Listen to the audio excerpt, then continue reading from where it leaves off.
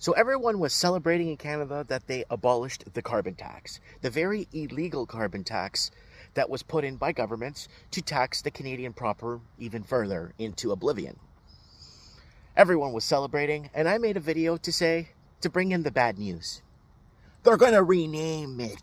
They're going to call it something different. They're still going to tax you to death. Now, someone just informed me that they're going to be raising fuel taxes again. Are they going to be raising? Of course they are, because they're going to tax you to death. You want a victory? I'll teach you how you get a win.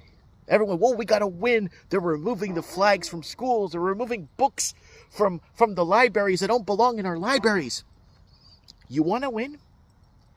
The people that put those books in the libraries and the people that pass this carbon tax that go against the Canadian proper, the people that basically put this stuff into place should go to jail for life.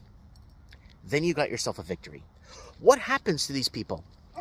Well, they end up some people get fired for fraud or fired because they get caught. They end up getting fired from these six-figure government jobs. And what happens? They get the food and beverage job. Like we've been saying for the last 10 years. They get fired and they get another six-figure job, food and beverage, still sucking you guys dry, still sucking the taxpayer dry.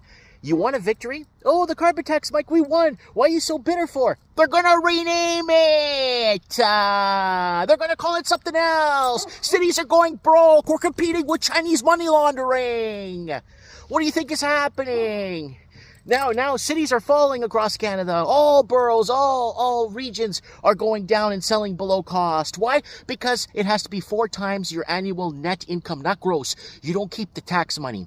4 times your net income is what you should be spending on a piece of property, right? You make 30,000, 30, 60, 90. You make 30,000 a year, you 120,000. That should buy you a 2-bedroom apartment to get you started. But no, of course not. Of course not. They need to tie everything to Chinese money laundering, not your wages.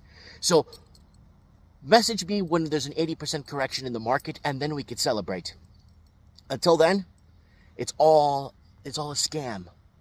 Everything has been a scam to suck you dry, to suck the Canadian proper dry. The people that built this country are getting sucked dry. The Canadian people that built this country are being shown the door. Yeah, move to Costa Rica, move somewhere else. Yeah, they're being shown the door. Anyways, guys, that's my rant. My rant of win for the day. We're not winning nothing until people go to prison for life and not get instead of getting a government 6-figure job. Mike Martins, I have spoken.